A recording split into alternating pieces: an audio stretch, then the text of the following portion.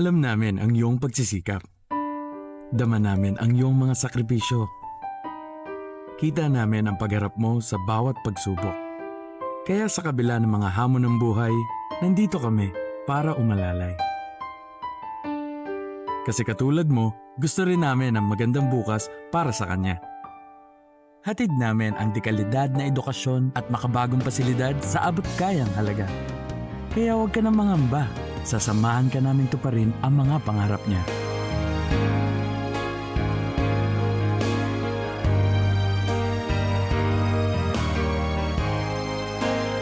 Maaasahan mong sulit dito ang mga pinagsikapan mo. Sa aming mga makabagong pasilidad at sistema ng edukasyon. Mailalabas natin ang aking talino at mga kakayahan niya. Kahit sa munting halaga, makakasiguro ka na makakasabay siya sa mabilis na pag-ikot ng mundo. Sa new era, karamay mo kami sa bawat hamon. Kaagapay mo kami sa bawat hakbang. Kasama mo kami sa bawat ngiti at tagumpay.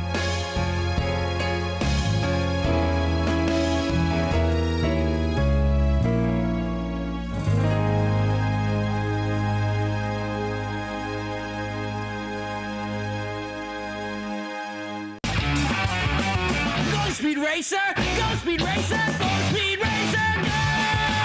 He's up and flying as he guns the car around the track. He's jamming down the pedal like he's never coming back. Adventure's waiting just ahead. Go Speed Racer! Go Speed Racer! Go Speed Racer! Go! Can you feel it? Do you like it? Do you want it? So good! I love it! Okay, then buckle up, put the pedal to the metal, and let's ride.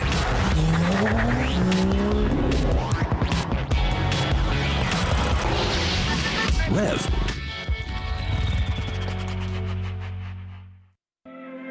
Humanda ng umangkas sa panibago naming pag-arangkada.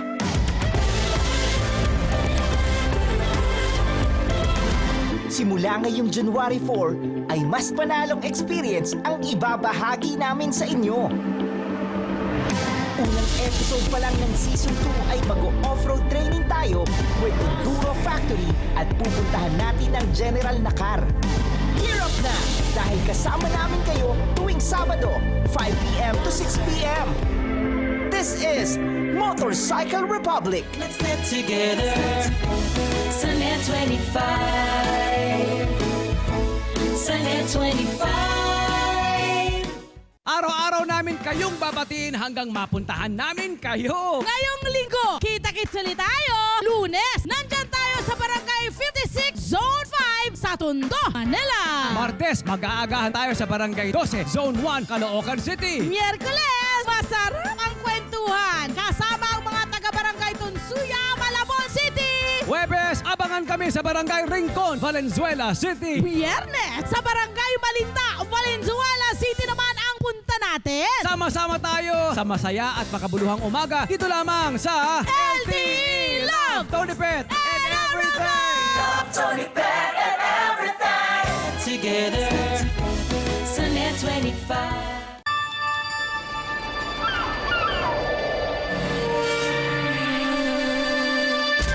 Nothing is quite as simple as it seems. To understand the world better, we need to take a closer look. Experience knowledge. Tomorrow today. Kada mustahan na may kasamang pasampal na pangmalakasang kantahan, kasama mga espesyal na bisita ang magpapasaya ng iyong umaga. And then you discover personalities during the journey. But it was the music that kept us. Pero we're enjoying every moment. Na kinakanta nila, kasama namin yung mga kanta na yan. Yeah. So early 90s, nag-transfer ako sa Cebu. And then doon ako kumakanta. That's why for this show, gusto namin ibalik yung 80s and 90s.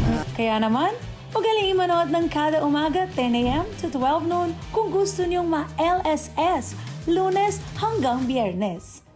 Together sa NET25 sa NET25.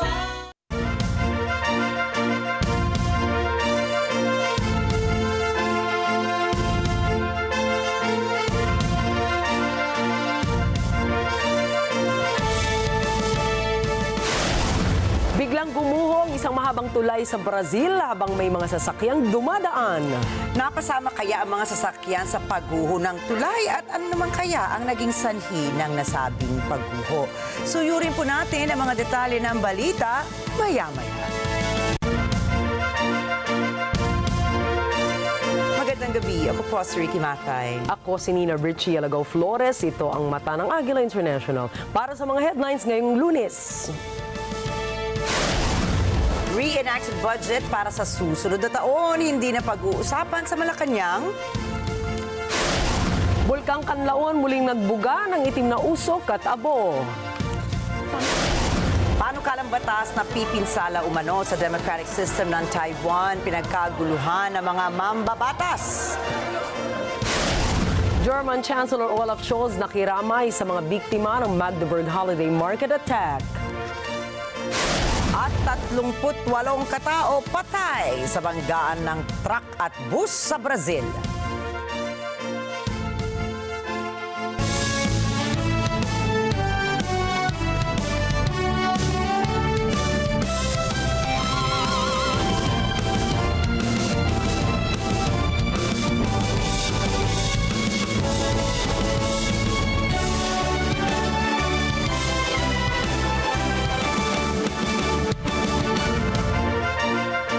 Sa nakalipas na dalawang pagpupulong sa Malacanang, nakasama ni Presidential Communications Office Acting Secretary Cesar Chavez, si Pangulong Ferdinand Marcos Jr. ay walang napag-usapan tungkol sa reenacted budget para sa susunod na taon.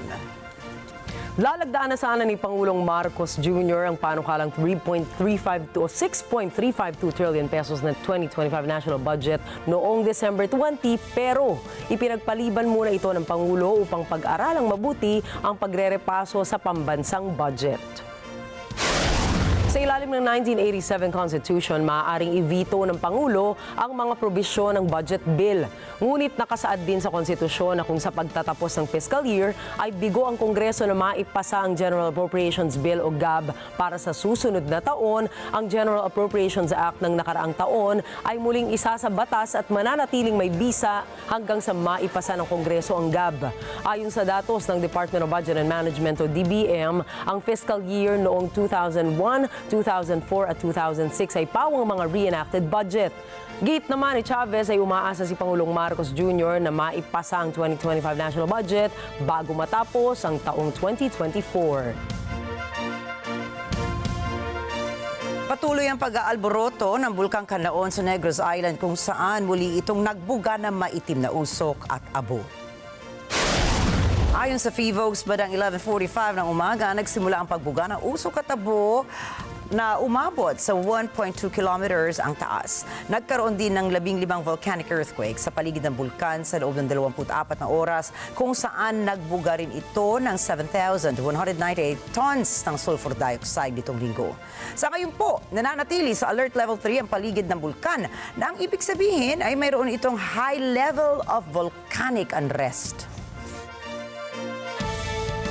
Samantala, pumalo na sa 32.8 milyong piso ang naitalang pinsala sa sektor ng agrikultura dahil sa pagputok ng Bulkang Kanlaon ayon sa Negros Occidental Provincial Disaster Risk Reduction and Management Council.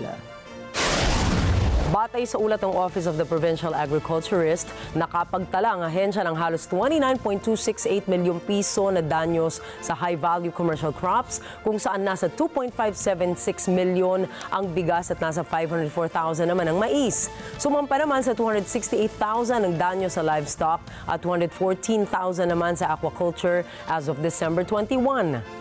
Ayon naman sa latest bulletin ng Department of Agriculture, nasa 297 hectares ng agricultural land ang napinsala kung saan nasa 832 metric tons naman ang naitalang production loss o pagkalugi.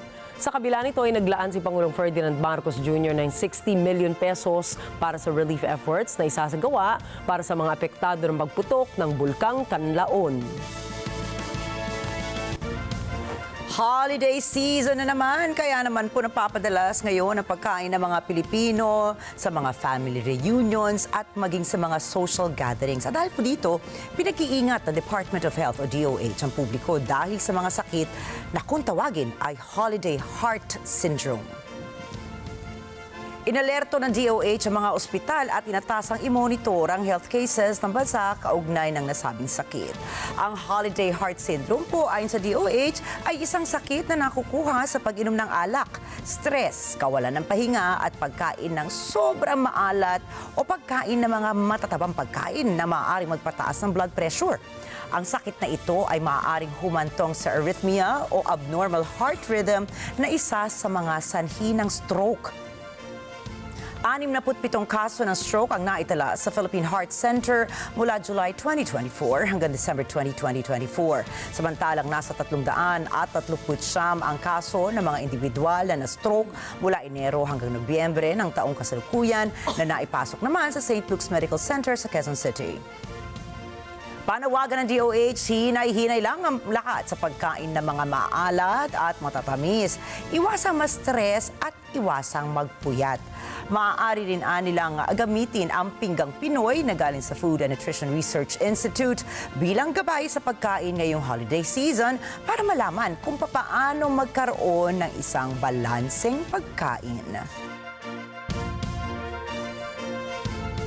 Pinagtibay na ni Pangulong Ferdinand Marcos Jr. ang 2024 National Security Strategy o NSS na may layong magpahusay sa kakayahan ng Pilipinas para talakayin ang mga security challenges mapalokal man o mapapandaigdigan. Ayon sa National Security Council, ang NSS ay sumusuporta sa National Security Policy for 2023 to 2028 ng Administrasyong Marcos Jr. Bahagi nito ang pagbalangkas ng 53 strategic directions at 373 actionable steps na idinesenyo para pangalagaan ang soberanya ng Pilipinas. Gayon din na protektahan ang kapakanan ng mga mamamayang Pilipino at isulong ang kapayapaan at pagkakaisa. Sinabi ni National Security Advisor Eduardo Año na ang NSS ay tutugon sa mga local at global threats mula sa territorial disputes sa economic challenges. Mula rito ay hinikayat ni Año ang mga Pilipino na makiisa sa collective security efforts ng bansa. At magandang balita po ito para sa mga senior citizens dahil hindi na kailangang ipresenta pa ng mga senior citizens ang mga purchase booklets sa tuwing bibili po ng mga gamot at medical devices para lamang makahingi ng 20% discount. Yan ay matapos mag-issue si Health Secretary Teodoro Herbosa ng isang administrative order na nag-aamyenda sa dalawang naunang administrative orders na nagtatakda ng guidelines sa pagpapatupad ng Expanded Senior Citizen Act of 2010. Inamin din ni Herbosa na isang inconvenience ang pagdadala ng purchase booklet para lamang makakuha ang isang senior citizen ng discount. Kaya dapat anyang gawing madali para sa isang senior citizen ang paghingi ng discount para sa mga gamot o gamit sa gamot. Samantala, magpapatupad muli ng dagdag presyo naman sa produktong petrolyo ngayong holiday season. Pagpatak ng alas 6 ng umaga bukas ay patutupad ng mga oil industry firms ang dagdag na 50 sentimos sa presyo ng kada litro sa gasolina. Piso at 45 sentimos naman ang taas sa kada litro ng diesel, habang 75 sentimos naman ang dagdag sa kada litro ng kerosene.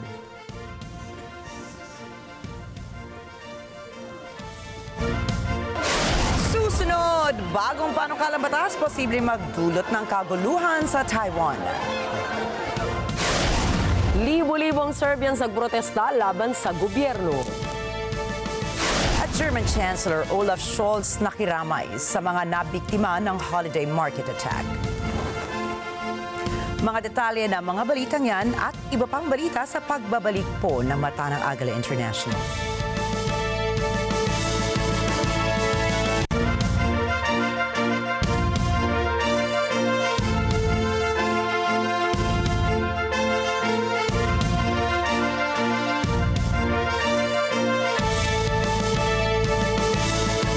pinaglalakihang hindi palalampasin. Ang katotohanan ay hindi dapat itokhang.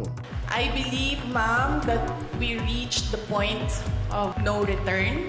Mga kwento sa likod ng balita, bubusisiin, Meron po ba kayong nalalaman tungkol dito sa assassination plot naman po laban sa pamilya Duterte? Is that normal na yung SDO naubaya yung ganyang kalaking pera po sa security officer? ASPN. Ano sa palagay nyo? Lunes hanggang Biyernes, alas 8 hanggang alas 10 ng umaga, dito lang sa NET25. Together sa NET25. Sa NET25.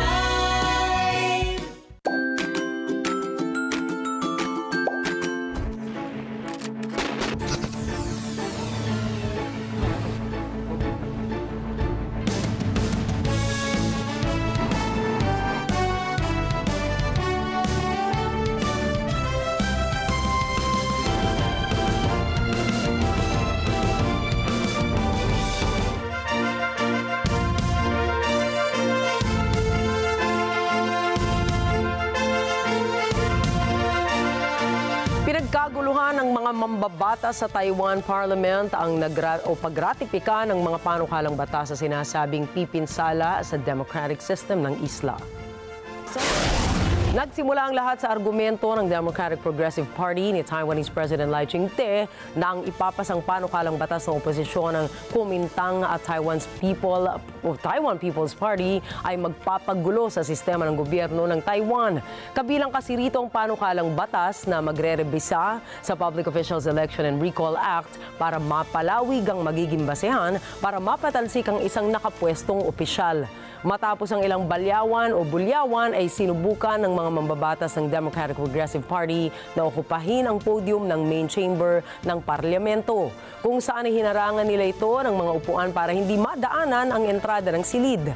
Sa kabila nito ay sa labas naman ng parlamento ay nagprotesta ang libu-libong mga tao na nagnanais na harangin ang mga naturang panukalang batas.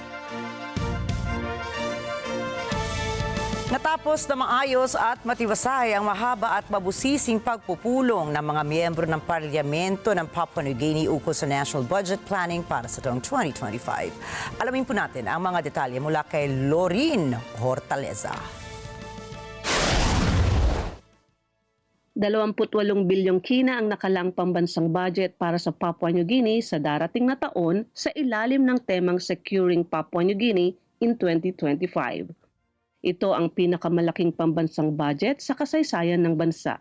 Inanunsyo ni National Treasurer Ian Lingstaki na naglaan ng 8.7 billion kina budget ang Marapi government para sa tinatawag na pangunahing mga serbisyo.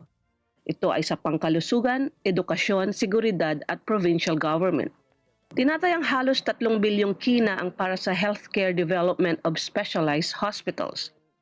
Nais pataasin ng pamahalaan ang uri ng serbisyong pangkalusugan, lalo na para sa cancer care at cardiovascular programs sa kabisera ng bansa at sa mga malalayong ospital na kabilang dito ang iba't ibang probinsya. Ang Department of Education ay tatanggap ng may halos 5 bilyong kina upang punan ang mas malawak na pangangailangan ng mga mag-aaral, lalo na ang mga nasa liblib at malalayong probinsya. Kabilang din dito ang mga scholars ng Papua New Guinea na pinadala sa iba't ibang bansa. Mahigit 300 milyong kina naman ang nakalaan para sa national security, safety of law and order. Kabilang din dito ang provincial governments upang mas lalong mapabuti ang local service delivery. Lorin Hortaleza, Port Moresby, Papua New Guinea para sa mata ng Agila International. Trusted, connected, on point. Nagbanta ang main opposition party na patatalsikin nila si Acting President Han Duck-soo kapag hindi nito inaprubahan ang panukalang nag-uutos na maglunsad ng isang special counsel investigation kay Yoon Suk-yeol. Si Prime Minister Han Duck-soo ang magsisilbing punong maestrado ng South Korea matapos matalo sa isang impeachment vote si Yoon Suk-yeol noong December 14. Ngayong buwan ay nagsulong ng isang panukalang batas na magtatalaga ng isang special counsel na mag-iimbestiga kay Yoon para sa insurrection charges dahil sa kanyang nabigong pagdedeklara ng martial law. Dagdag pa rito ang graft investigation na kinakaharap ng asawa ni Yoon dahil sa designer bags at iba pang luxury gifts. Mahaharap din ngayon ang partido niyon na pinagtatakpan ang iba pang anomalya ng presidente upang isulong ang kanilang pansariling interes. Sa ngayon ay patuloy na nagrarally ang mga mamamayan ng South Korea para panatilihin ang impeachment order ni Yoon Suk-yeol. Sa Serbia, noong linggo, libo-libong mga katao ang nagtipon sa Central Belgrade upang magprotesta laban kay Pangulong Aleksandar Vučić at ang kanyang Serbian Progressive Party.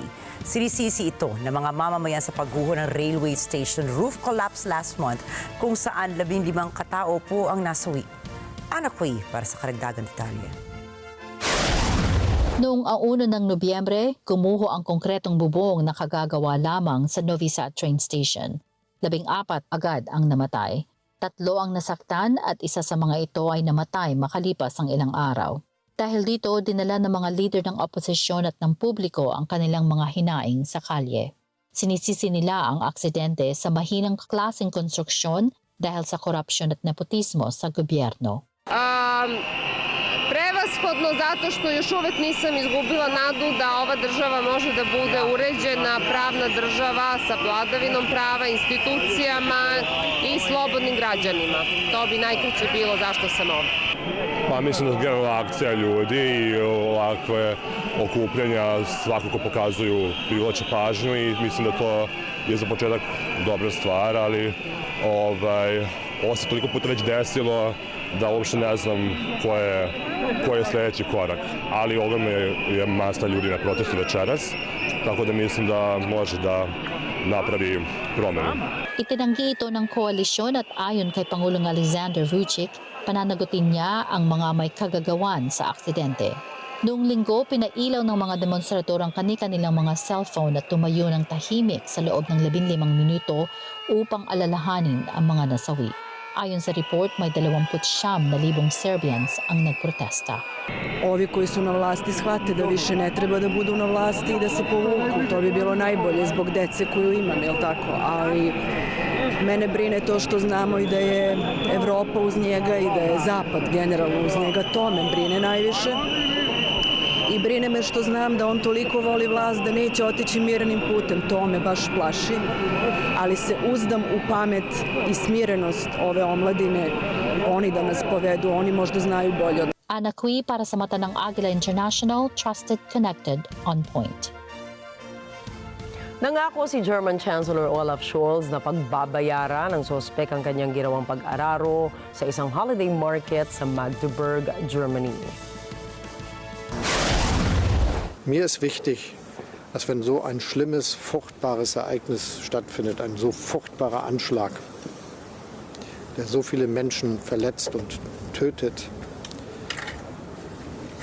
fast auf den Jahrestag des Anschlags auf den Breitscheidplatz in Berlin, dass wir als Land zusammenbleiben, dass wir zusammenhalten und dass wir uns unterhalten, dass nicht Hass unser Miteinander bestimmt, sondern die Tatsache, dass wir eine Gemeinschaft sind, die eine gemeinsame Zukunft gewinnen will.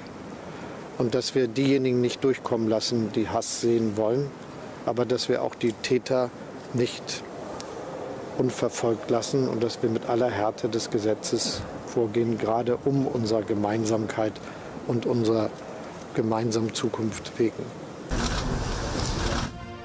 Kasama ni German Chancellor Olaf Scholz ang iba pa niyang opisyal na nakiramay at nagpaabot ng kanilang simpatya para sa mga apektado ng naturang holiday attack. Ang suspect na si Taleb Al-Abdul Mohsen ay naaresto matapos ang ginawa nitong pagsagasa sa Christmas market kung saan abala mga tao sa pamimili na nagresulta sa 5 kataong nasawi at mahigit 200 iba pang sugatan. Meine Damen und Herren, ich habe jetzt lange überlegt, wie ich dieses Eröffnungsstatement beginne. Sie sehen mich tief erschüttert und der gestrige Tag war ein schwarzer Tag für die Landeshauptstadt Magdeburg und wird es wohl in der Geschichte jetzt immer bleiben an dieser Stelle. Ich weiß, dass das ein abgedroschener Spruch ist, aber unsere Gedanken sind natürlich bei den Opfern und bei den Verletzten. Sie können sich sicher sein, dass keiner in der Stadtverwaltung, mich inbegriffen, in der letzten Nacht gut geschlafen hat und die Gedanken permanent bei den gestrigen Vorfällen gewesen sind. Im aktuellen Stand reden wir über 205 Betroffene, Verletzte. Von den 205 reden wir über 5 Tote, 5 Opfer. Und wir reden über 41 schwer, teils schwerst Verletzte. Das heißt, es ist nicht ausgeschlossen, dass diese Zahlen immer noch im Fluss sind und sich ins Negative verkehren und beenden. Base sa impormasyon ay nabigyan ng asylum sa Germany noong 2016 si Taleb Al-Abdul Mohsen at matapos ang 10 taon ay naging residente na siya ng Germany. Mayroon itong ginawang website sa tinutulungan ng mga kababaihan sa Saudi na umalis sa kanilang bansa. Sa ngayon ay nananatiling nakakulong ang sospek at inaalam pa nila ang pinakamotibo nito sa nasabing insidente. Ich habe viel Solidarität gehört und erfahren aus vielen, vielen Ländern der Welt. Viele haben mir das persönlich gesagt, mir das geschrieben. Sie haben es auch öffentlich gemacht und das tut gut, das zu hören, dass wir als Deutsche nicht alleine sind angesichts dieser furchtbaren Katastrophe. Nochmal danke an alle Einsatzkräfte, danke an alle, die mitgeholfen haben, Schlimmeres zu verhindern. Und unser Mitgefühl und unsere Solidarität gilt den Angehörigen, den Verletzten, den Bürgerinnen und Bürgern der Stadt Magdeburg und allen, die jetzt tiefe Trauer haben, wie wir alle. Gut. Bitte um Verständnis, wir haben nur Statements. Ayon kay United Nations Chief Antonio Guterres, kailangan tigilan na ang pag-atake ng Israel sa Syria. Ito anila ay pagsalangsang sa soberanya at integridad ng teritoryo ng bansa. Emmy Capilita Roja po para sa detalye ng balita. Noong Huwebes, binigyang diin ni UN Chief Antonio Guterres na dapat wakasan na ang Israeli airstrike sa Syria. Mula kasi na mapabagsak ng mga rebelde ang pamahalaan ni Bashar al-Assad, 2 linggo na ang nakalilipas, sunod-sunod na pag-atake ang isinigawa ng Israel na anyay layong sirain ang strategic weapons at military infrastructure sa bansa. Over the last 2 weeks, we have seen significant hostilities in the north. ISIL continues to be a major threat in many parts of the country. At the same time, extensive Israeli airstrikes continue. They are violations of Syria's sovereignty and territorial integrity, and they must stop. Pinasok din ng puwersang Israel ang isang demilitarized zone sa pagitan ng Syria at Golan Heights na okupado ng Israel. Nilikha matapos ang 1973 Arab-Israeli War, patrolado ito ng UN peacekeepers. Ayon sa Israel, ito ay isang limitado at pansamantalang aksyon upang protektahan ang mga border ng Israel. Let me be clear. There should be no military forces in the area of separation other than UN peacekeepers.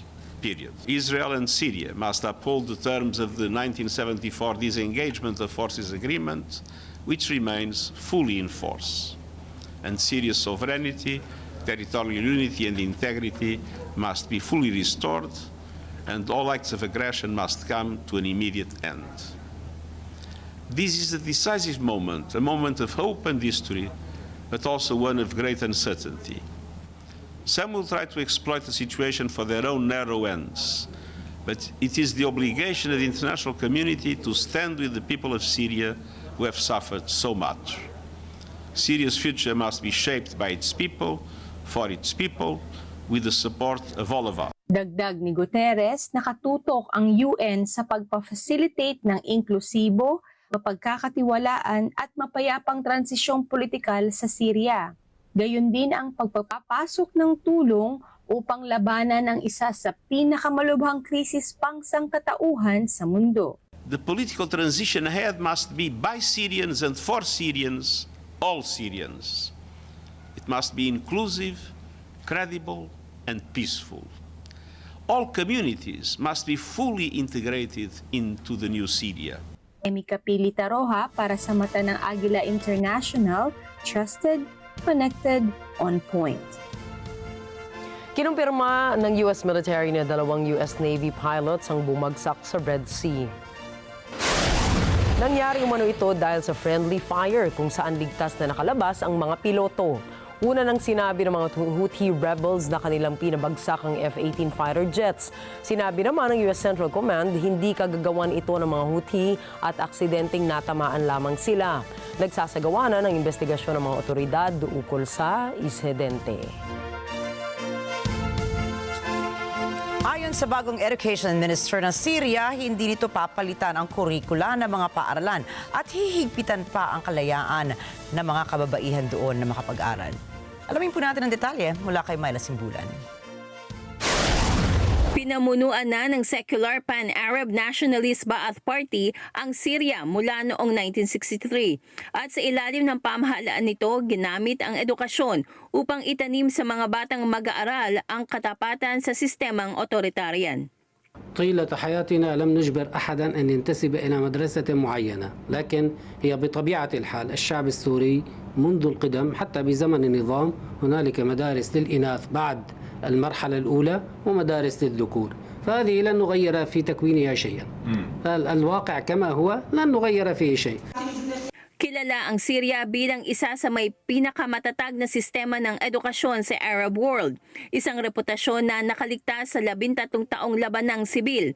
Ani Kadri, mananatiling magkahalong babae at lalaki ang primary schools. Ang secondary schools naman ay mananatiling magkahiwalay. Ayon sa mga bagong leader ng Syria, lahat ng minority groups sa bansa ay itatrato ng pantay-pantay. Kabilang dito ang Kurds, mga Kristiyano, Druze or Alawites. Ito bilang nakapokus ang bagong gobyerno sa pagbuo ng bansa. Myla Simbulan para sa mata ng Agila International. Trusted, connected, on point. Samantala, inakusahan ni Iranian President Masoud Pezeshkian ang Israel na lumalabag sa ceasefire deal nila sa Lebanon. Ito ang laman ng kanyang talumpati sa G8 Summit na ginanap sa Cairo, Egypt, kung saan ang unang hakbang para tuluyang matigil ang nasabing kaguluhan ay dapat ipresyur ang Israel na tanggapin ang ceasefire sa Gaza at pigilan ang atake sa Lebanon at Syria. Iginit nito na suportado nito ang kasunduan na tinanggap ng mga Palestino at ito ay pumayag ng maraming mga mamamayan doon. Mahalaga ngayon ang pilitin ang Israel na tumugon sa ceasefire at tulungan ng maraming bansa ang Lebanon para sila ay muling makabangon. قبل از شروع بحث در ارتباط با تحولات اخیر در منطقه غرب آسیا و تغییرات رخ داده مایلم اشاره کنم. بیش از 14 ماه است که منطقه غرب آسیا و بالاخص غزه و جنوب لبنان به اینک کشور اسلامی سوریه دستخوش حملات گسترده رژیم غاصب اسرائیل قرار دارند. کشتار بیرحمانه غیر نظامیان و به خاک و خون کشیدن زنان، کودکان و افراد آسیب دیده از جنگ و ترور گسترده ابعاد جدیدی از اهداف نامشروع آن در گسترش ناامنی را آشکار ساخته است. و اینک وظیفه شرعی، حقوقی و انسانی ماست تا با همگرایی بیشتر و اتخاذ اقدامات عملی‌تر دقیق و فوری مانع از ادامه آسیب بیشتر عزیزانمان در مناطق بحران زده شویم.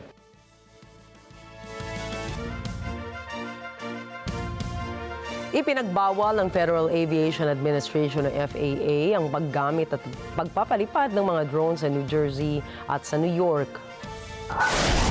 Magsisimula ang ban na ito mula January 17 at tatagal ng 1 buwan. Ayon sa FAA, ikukulong nila ang sino mang piloto na magpapalipad ng drone sa mga restricted areas. Ang hakbang na ito ay ginawa ng Estados Unidos matapos ang kaliwat kanang drone sightings sa New Jersey at New York kamakailan. Wow. 2 more coming up. Susunod, magnitude 5.9 na lindol ni Yanigang Cuba. Mga manggagawa ng Starbucks nagwelga dahil sa unfair labor practice. At Alexander Usyk panalo pa rin sa rematch nila ni Tyson Fury. Yan at iba pa pong mga balita sa pagbabalik ng Mata ng Agila International.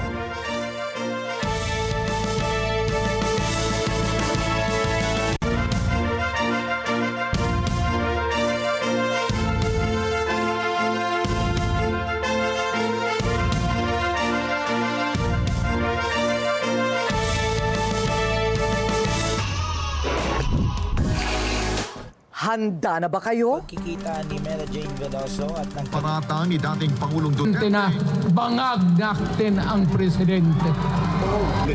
I think it's the fentanyl. Ang paratang ni dating Pangulong Duterte isulong ang People's Initiative. Wala naman pakialam yung senador o yung miyembro ng Congress sa People's Initiative. Walang gamot sa kakapalan ng mukha mo. Kamara nanawagan ng ceasefire sa Senado. Kaugnay sa issue ng Mga tinuturi kong mga kaibigan ay nag-traitor pass. Ito ba yung kinalaman naman ng Vice Presidente na ibigay? Intended my resignation as the Secretary of Education effective. Dahilan ng kanyang pagdidikino. Sa Indonesia, si dismissed Your Honor, hindi ko po alam. dinig ng Senado sa issue ng sexual abuse. Wala pong katotohanan yung kanilang mga sinabi. Kanya po itong itinanggi ang mga alegasyon lang. Na sa pagdinig ng Senado. I and I alone take full legal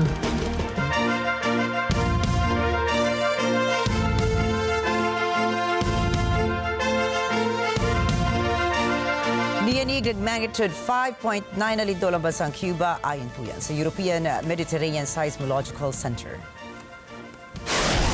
Ayon sa ahensya, namataan ang lindol sa lalim na 25 kilometers at sa laing 37 kilometers katimugan ng Giza. Narama din ang pagyanig sa ilang bahagi ng Cuba. Hindi patukoy kung ilan ang nasawi at kung magkano at gaano kalaki ang pinsala sa lugar. Subalit, inalerto na ng mga lokal na otoridad ang mga posibleng aftershock sa mga susunod na araw.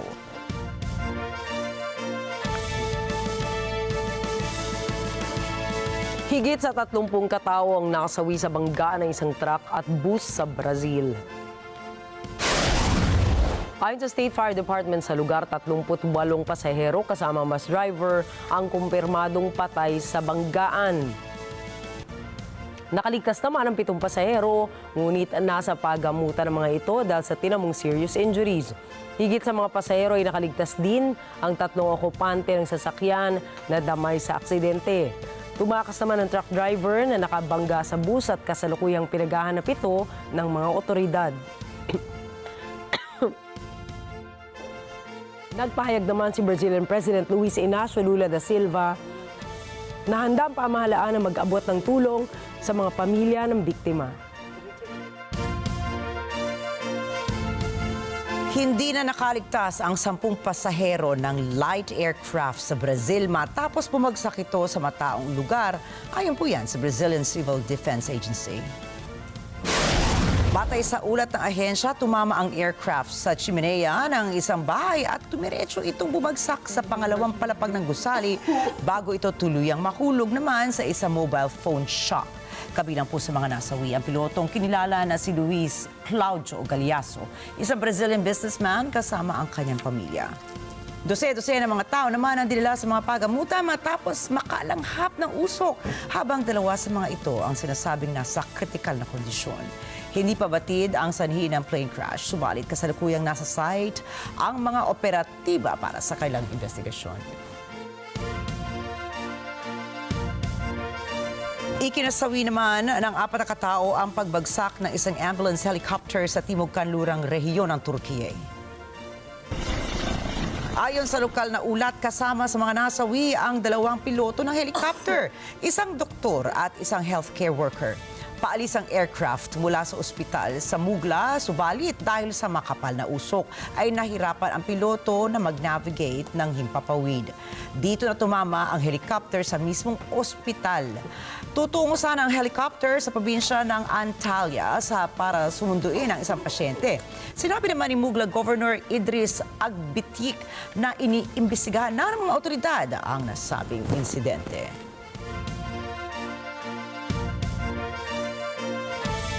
Isang trahedya ang naganap matapos gumuho ang tulay na nag-uugnay sa 2 estado sa Brazil kung saan tumapon ang 1 litro ng sulfuric acid sa Tocantins River.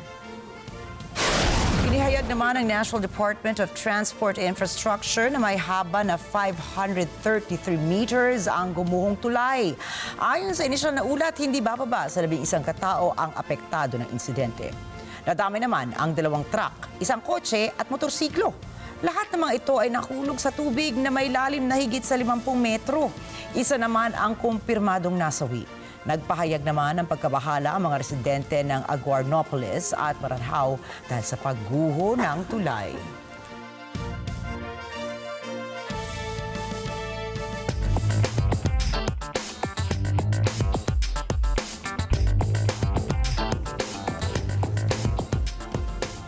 Isang win-win solution ang naganap sa pagitan ng management ng Volkswagen at ng mga empleyado nito. Nagdesisyon ang giant automaker na hindi na nito isasara ang 10 factories nito sa Germany hanggang taong 2030. Kapalit nito ay iuurong naman ng union ang kanilang kahilingan na taasan ang kanilang mga sahod. Nahaharap po ang Volkswagen sa matinding cost-cutting measures dahil na rin sa mababang sales at demand sa mga sasakyan nito.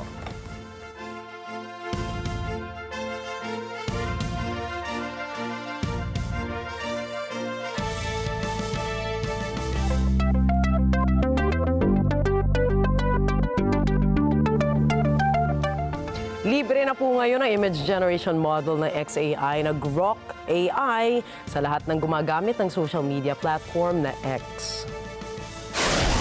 Inilabas noong Pebrero ang Grok at nitong Agosto naman ay inilabas ang XAI ang upgrades ng model na Grok 2 at Grok Mini.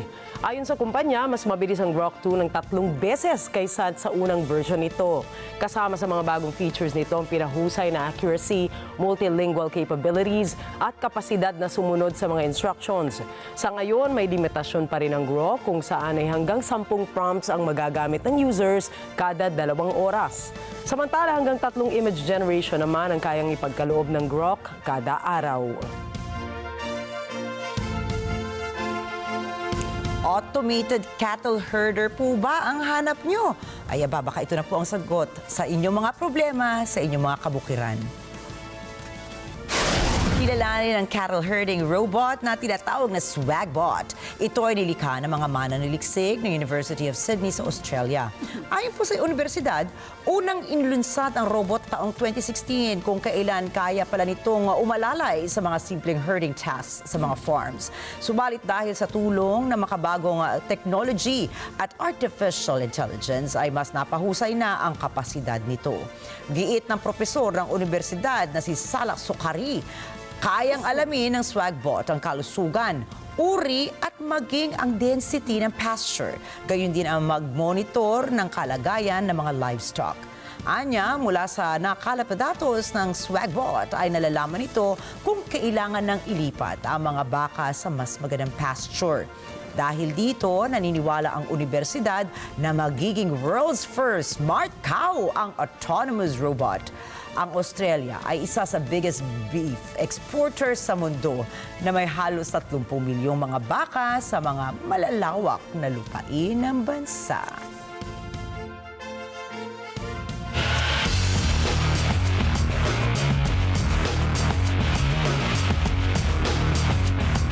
Tinalo ni Alexander Usyk si Tyson Fury sa kanilang ikalawang pagkikita ng dalawa sa boxing ring. Nakuha ni Usyk ang unanimous decision na panalo sa laban na ginanap sa Saudi Arabia. Dahil rito ay nananatili pa rin undefeated ito sa 2 divisions. Magkakaparehas na binigyan ng judges ng 116-112 ang Ukrainian boxer para ibigay ang ikalawang pagkatalo kay Fury. Mayroon ng 23 wins at wala pang talo itong si Usyk na mayroong 14 knockouts habang si Fury naman ay mayroong 34 wins, 2 losses at 1 draw. Unang tinalo ni Usyk si Fury noong buwan ng Mayo at humirit pa ito ng rematch. Taong 2022 nang i-anunsyo ni Fury ang kanyang pagre-retiro sa boxing at ito'y bumalik muli sa laban matapos ang ilang buwan. Nanguna naman si Ukrainian President Volodymyr Zelensky na bumati sa kanyang kababayan na boksingero. Naging sundalo kasi si Usyk na siyang lumaban din nang sakupin sila ng Russia. Samantala, nagtala po ng panibagong record sa NBA sa Los Angeles Lakers star LeBron James. Ito ay matapos na malagpasan na niya ang matagal na record ni NBA legend Kareem Abdul-Jabbar na may pinakamaraming minutong nilaro sa regular season.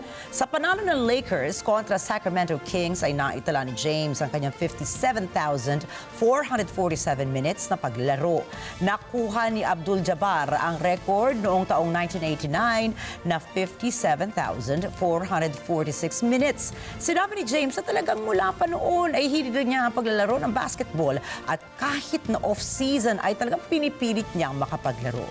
Sa buong karera ni James ay mayroon na itong mahigit sa 1,500 games.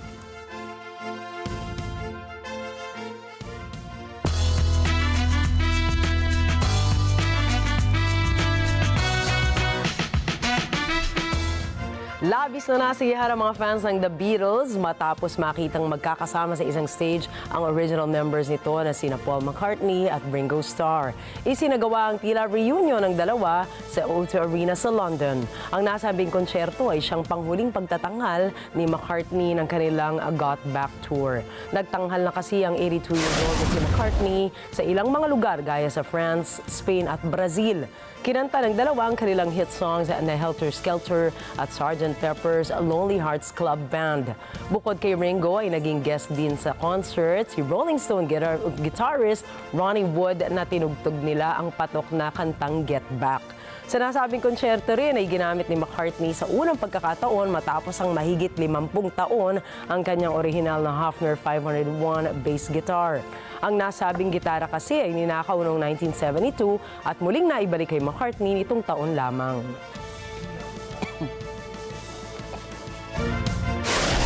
Susunod, Chinese satellite na mataan sa Arkansas. Russian competitive figure skater, isang naturalized Filipino na? At abangan ang iba pang mga storya pagdating ni Alma Angeles at ng mata ng Agila World News. Yan po at iba pa ring mga balita sa pagbabalik ng mata ng Agila International.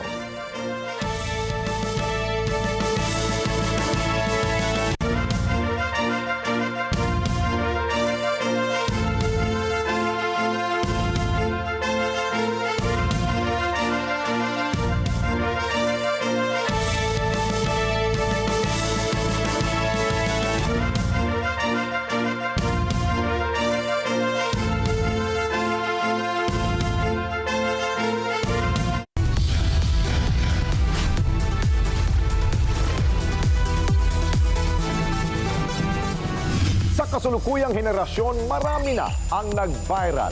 Dahil po yan sa kanilang ginagawang pagtulong sa kapwa. Pero mas marami ang tumutulong kahit walang nakakakita. Kaya naman kung ikaw ay may kilala na grupo o individual na may natatanging pagresponde sa lipunan at maging sa kalikasan, mag-text lamang sa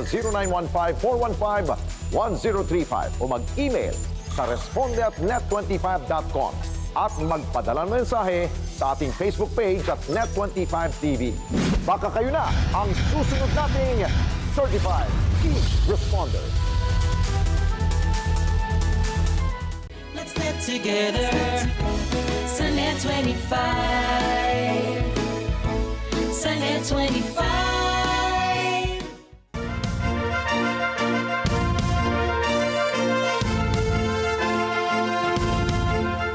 Namataan sa himpapawid ng Arkansas ang Mala meteor shower na display kung saan maraming Arkansans ang nagtatanong kung ano nga ba ito.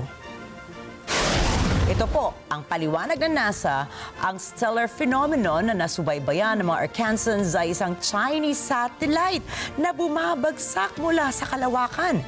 Ayon sa Space Agency, ang naturang satellite ay tinatawag na SuperView 1-02. Inilunsad ito noong taong 2016 at dahil ito ay nag-expire na, ay ito ay pinabagsak patungo sa atmosphere ng ating mundo. Higit sa Arkansans ay nasubaybayan din ang magandang view sa Mississippi, Louisiana at Alabama. Binigyan na po ng Filipino citizenship ang Russian figure skater na si Alexander Sergeyevich Korovin.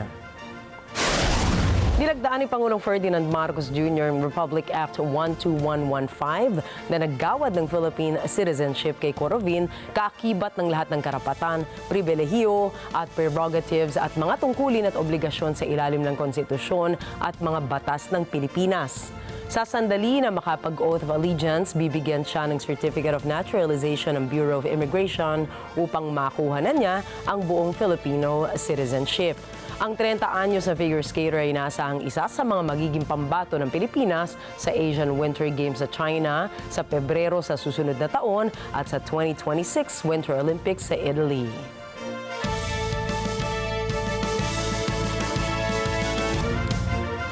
At narito po kami para maghatid ng balita saan mang dako ng mundo. Happy Monday everyone. Ako po muli si Ricky Matay. At ako si Nina Richie Alagaw Flores, ito pa rin ang mata ng Agila International. Para naman po sa iba pang balitang nanggaling din sa iba't ibang panig ng mundo, punta po tayo kay Alma Angeles para sa mata ng Agila World News. Take it away, Alma.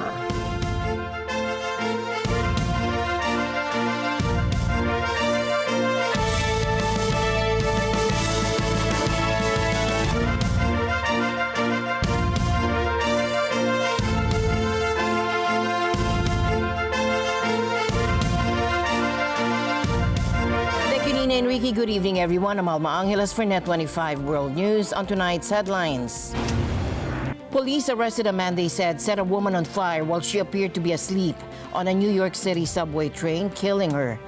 The suspect calmly walked up to the victim, who was in a seated position at the end of a subway car. The suspect used what we believe to be a lighter to ignite the victim's clothing, which became fully engulfed in a matter of seconds. A small plane carrying 10 people crashed into shops in the center of the tourist city of Gramado in southern Brazil on Sunday, according to state government officials, saying everyone aboard the aircraft died.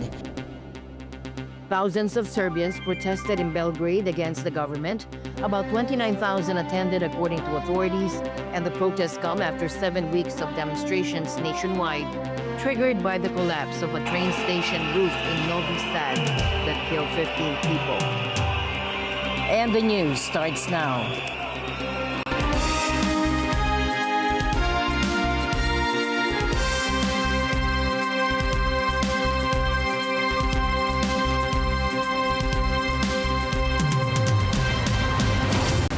Police arrested a man they said set a woman on fire while she appeared to be asleep on a New York City subway train, killing her. Arlene Ocampo reports. The victim has not been identified. New York City Police Commissioner Jessica Tisch says the woman sat motionlessly aboard the train when an unknown man approached her. The suspect calmly walked up to the victim, who was in a seated position at the end of a subway car. The suspect used what we believe to be a lighter to ignite the victim's clothing, which became fully engulfed in a matter of seconds. Tisch says officers patrolling an upper level of the station smelled smoke and went to investigate. What they saw was a person standing inside the train car, fully engulfed in flames. With the help of an MTA employee and a fire extinguisher, the flames were put out. Unfortunately, it was too late, and the victim was pronounced on the scene. Tisch says they don't believe the two knew each other. She says it didn't take for police long to make an arrest. Unbeknownst to the officers who responded, the suspect had stayed on the scene and was seated on a bench on the platform just outside the train car. And the body-worn cameras on the responding officers produced a very clear, detailed look at the killer. After the NYPD disseminated those images, 3 high school-age New Yorkers called 911 to say that they recognized the suspect. Other transit officers responded to that 911 call and also spotted the man wearing the same gray hoodie, distinct wool hat, paint-splattered pants, and tan boots, already on another moving train. Police radioed ahead to have the train stopped. Then, Transit District 2 officers boarded the stopped train and walked from car to car until they located and arrested the person of interest without further incident. Police say they are still investigating the victim's identity and the reason for the attack.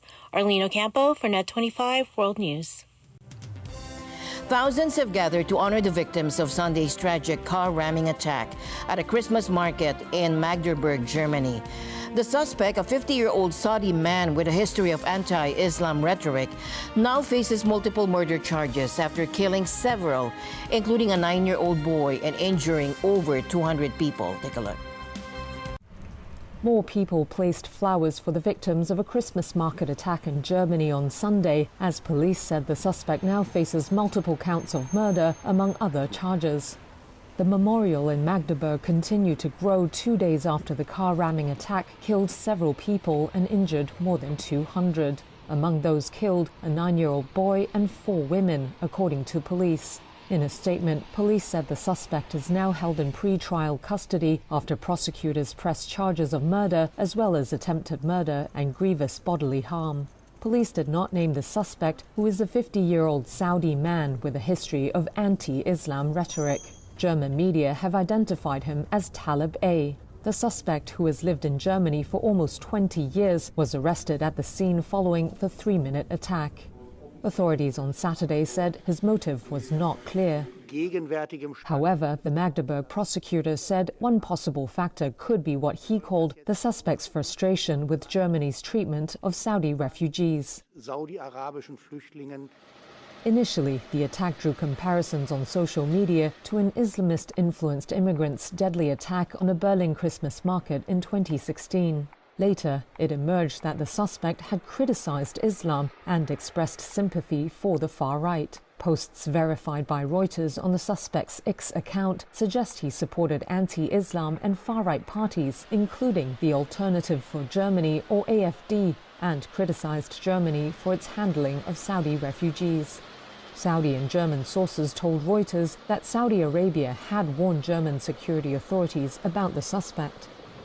On Saturday evening, far-right protesters marched through Magdeburg calling for remigration. It's a term popular with far-right supporters seeking to force out people deemed not ethnically German. Police reported scuffles at the protest, a reflection of the political tensions in a country racked by arguments over immigration and over the surging popularity of the AfD.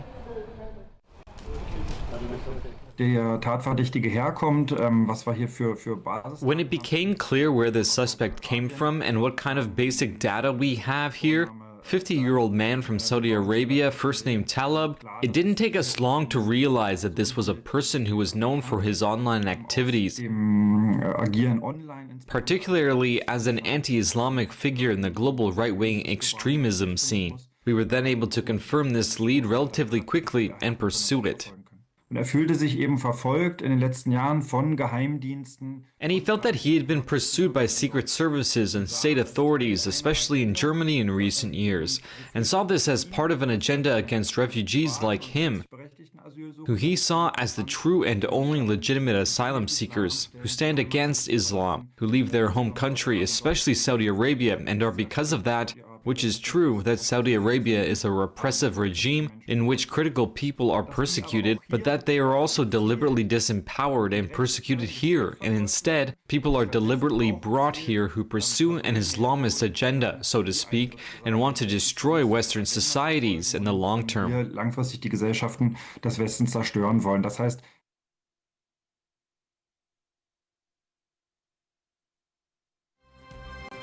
Mozambique's death toll from Cyclone Chido has risen to 94, according to news agencies citing the country's disaster management agency.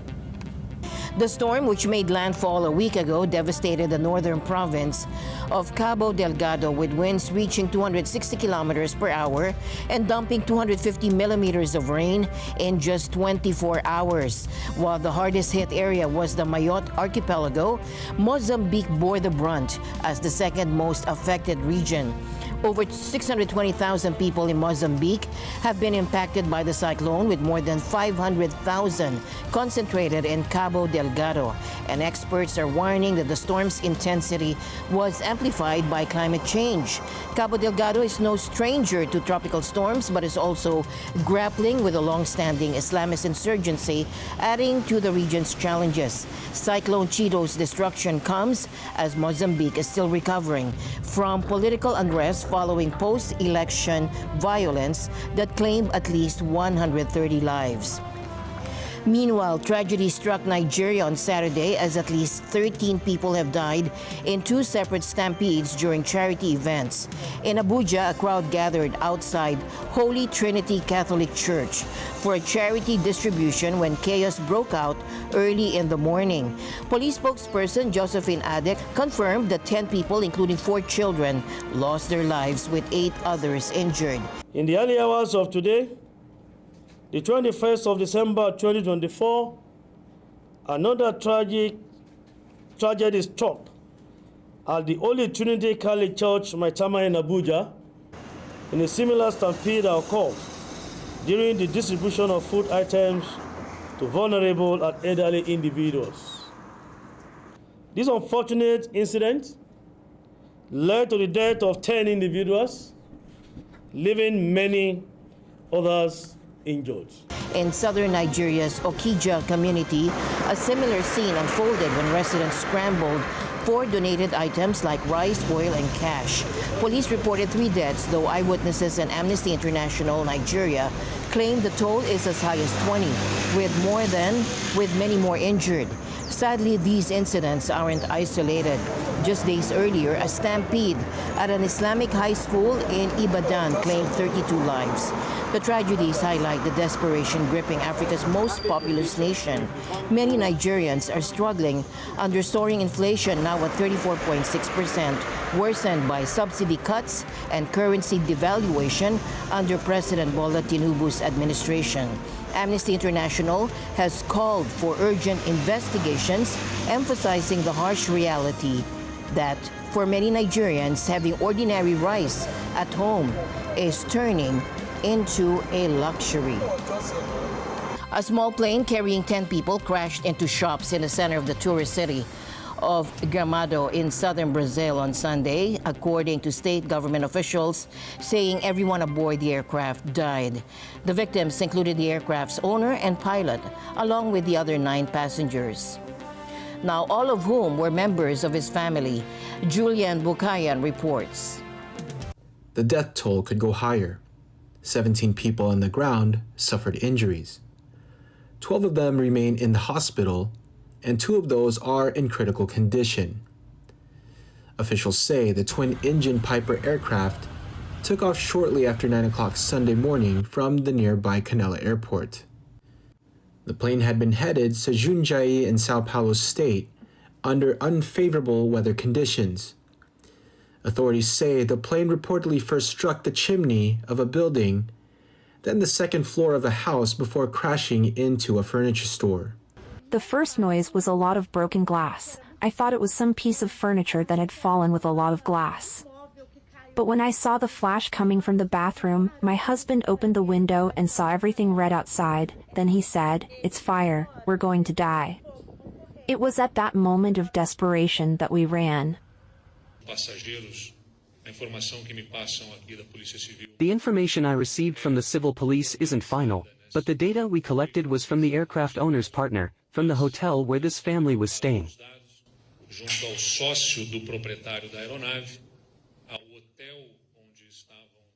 We arrived at the number of 10 passengers on this plane, which included the family of Luis Claudio Salguero Galizzi, who is the owner and the pilot of the plane.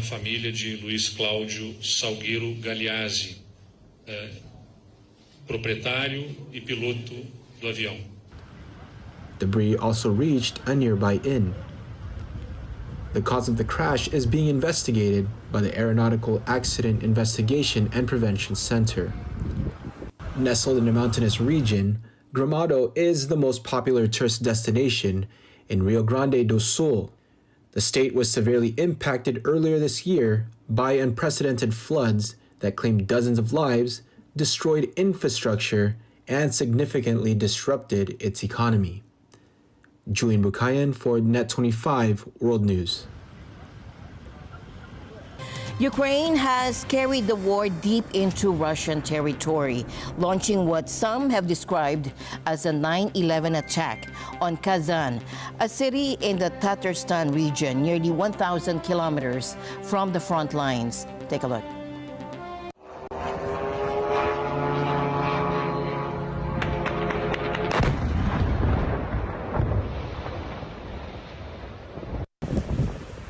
tablet.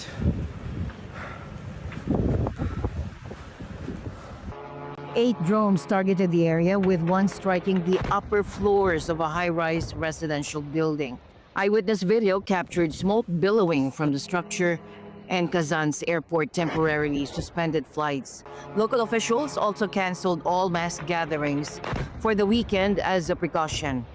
While the dramatic strike caused significant alarm, Russian authorities reported no casualty. They stated that air defense and electronic warfare system intercepted most of the drones. Temporary shelters have been arranged for affected residents.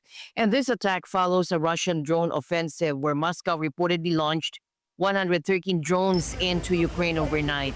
Ukrainian officials have called these drone battles a troubling escalation of the conflict. Elsewhere, Russia's defense ministry said its air defense shot down 42 Ukrainian drones across 5 regions overnight. In Oriol, one drone triggered a fire at a fuel facility, though officials quickly contained it. No casualties were reported in these incidents. These back-and-forth strikes are intensifying, with both sides now bringing the war to civilian areas far from the front lines. Now, snow is intensifying across northern and other parts of Japan. Meanwhile, snowfall is picking up in northern and other parts of Japan, with weather officials urging caution as heavy snow is expected to hit areas along the Sea of Japan through Tuesday. In just 6 hours early Monday morning, Hirakawa City in Aomori, Minamiyazu Town in Fukushima, and Minakami Town in Gunma saw around 20 centimeters of snowfall. Looking ahead, up to 60 centimeters of snow could pile up in the Hokuriku region by Tuesday morning. Hokkaido, Tohoku, and Kanto Koshin might see up to 50 centimeters, while Tokai and Kinki regions could get 30 centimeters. The Japan Meteorological Agency says this is all due to a strong winter pressure, and they're warning residents in northern to western coastal areas to watch out for avalanches, heavy snow buildup on power lines and trees, and rough seas, with waves expected to reach 5 meters in Hokuriku region. Meanwhile, snow blanketed New York City on Saturday as the U.S. National Weather Service reported the first measurable December snowfall in the city since 2021. Some areas saw 3 to 4 inches of snow, while eastern parts of the state saw masses of around 1 inch. Parts of upstate New York experienced a lake effect snow on the week of December 13 that dumped 2 to 3 feet of snow on the Lakeview area that borders Canada. In other news tonight, Taiwan's lawmakers clashed in a chaotic scene over controversial legislation. The opposition party Kuomintang, or KMT, and its allies pushed for bills to tighten laws, including stricter rules on outing elected officials and changes to government budgeting and the Constitutional Court. At one point, KMT lawmakers blocked the entrance to Parliament, preventing lawmakers from the ruling Democratic Progressive Party from entering. DPP members argued that the Constitutional Court amendments would undermine Taiwan's constitution, making it harder for judges to challenge laws. Outside the parliament, thousands of protesters gathered, urging the opposition to abandon the bills, which they view as a threat to Taiwan's democracy.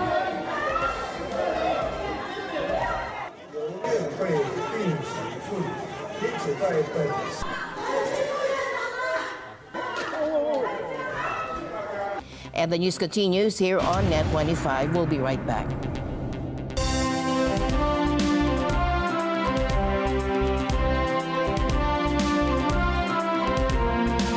Handa na ba kayo? Kikita ni Mela Jane Veloso at ng Paratang ni dating Pangulong Duterte. Bangag natin ang presidente. I think it's the fentanyl. Yawanan lamang ang paratang ni dating Pangulong Duterte. Isunog ang People's Wala naman Initiative. pakialam yung senador o yung miyembro ng Congress sa People's Initiative. Walang gamot sa kakapalan ng mukha mo. Kamara nanawagan ng ceasefire sa Senado. Kaugnay sa issue ng Ang mga tinuturi kong mga kaibigan ay nag-traitor pass. Ito ba yung kinalaman din naman ng Vice Presidente na ibigay? Intended my resignation as a Secretary of Education effective. Sa Indonesia, si dismiss Your Honor, hindi ko po alam. pagdinig ng Senado sa issue ng sexual abuse. Wala pong katotohanan yung kanilang mga sinabi. Kanya po itong itinanggi ang mga alegasyon lang. Na sa pagdinig ng Senado. I and I alone take full legal, moral responsibility. Pangulong Rodrigo Duterte at si Vice President Sara. Pag pinatay ako, patayin mo si BBM, si Lisa Araneta at si Martin Romales. Yan ay aking papalagan. Handa ka na ba sa 2025? Ang NET25 Year-End Report. Martes, December 31, alas 8 ng gabi. Dito sa NET25.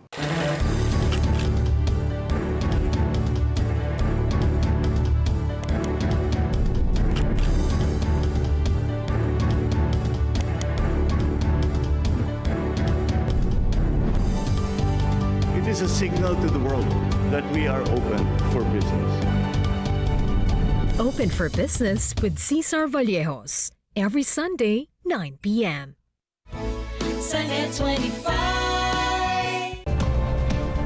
Thinking as a network, acting as one. A show about visionaries and their projects.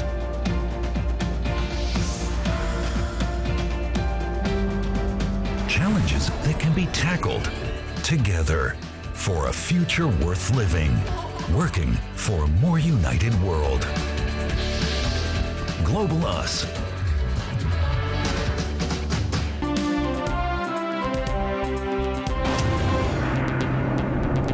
A bridge connecting two states in Brazil's northern and northeastern regions collapsed as vehicles were crossing, killing at least one person and spilling sulfuric acid into the Tocantins River. The National Department of Transport Infrastructure said the central span of the 533-meter bridge linking the cities of Estreito in Maranhão State and Agarnopolis in Tocantins State gave way in the afternoon. A tanker truck carrying the acid plunged into the water. According to the fire department, one person has been confirmed dead and another was rescued alive.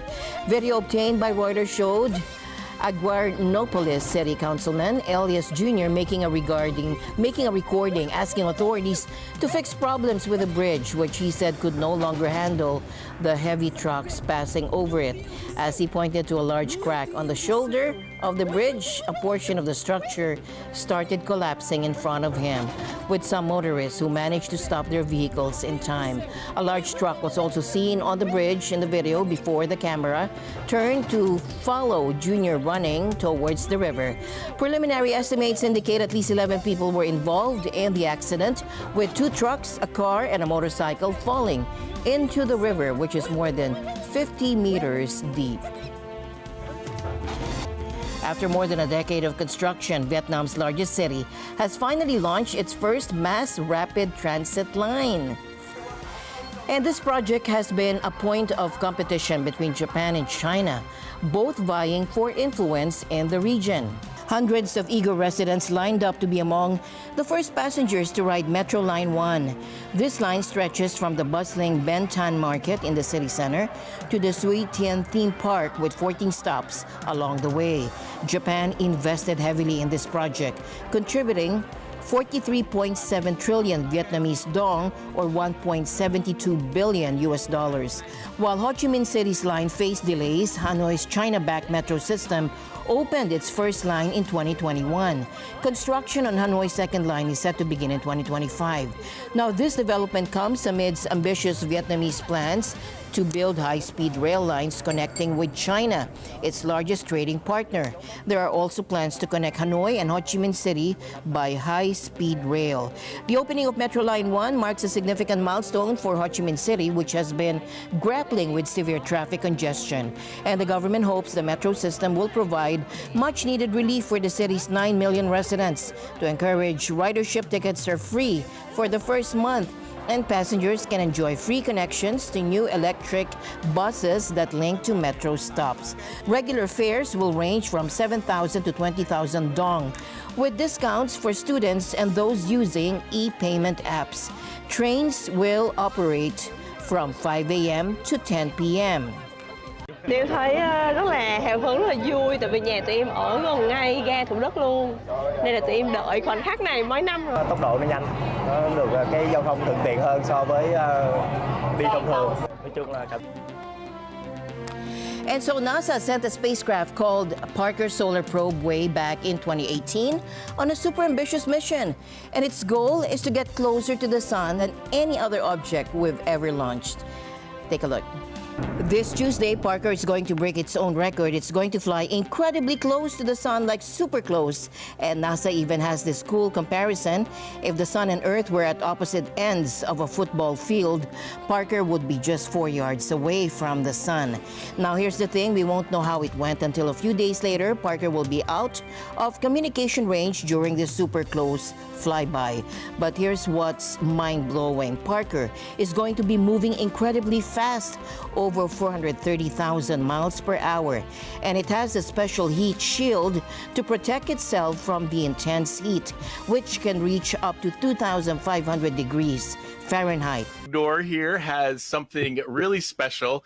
This is a piece of the heat shield that sits in front of the spacecraft. It's made of a carbon composite fiber, and you can see it's fairly thick.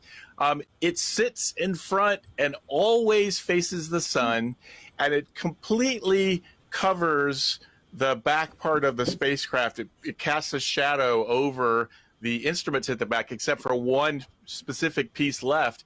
And that is one of the parts that keeps this immense heat from damaging the instruments. But in addition, engineers have created a type of radiator that amazingly uses only a gallon of distilled water, and together that with the heat shield allows us to keep enough heat away or siphon heat off of the spacecraft to keep that nice cozy room temperature back where these really important science instruments are. Scientists are hoping this mission will help them understand some of the sun's biggest mysteries, like why is the sun's outer atmosphere, called the corona, way hotter than its surface, and what causes the solar wind, this constant stream of charged particles that the sun blasts out. Understanding the sun is important because it affects us here on Earth. The sun's warmth is what makes life possible, but powerful solar storms can disrupt things like radio communication and even power grids. And right now, the sun is at the peak of its 11-year activity cycle, which is why we're seeing more auroras in unexpected places. Meanwhile, veteran astronaut Koichi Wakata, a seasoned space traveler with 5 missions and over 500 days in space, has finally encountered his match, laundry in zero gravity. In a light-hearted video, Wakata is seen playfully battling a floating piece of clothing aboard the ISS, proving that even experienced astronauts can be humbled by the challenges of everyday life, albeit in space. I'm not sure how he's doing it. And with that, we end tonight's broadcast. For everyone here on NET25, I'm Alma Angeles. Thank you all for joining us. Good night.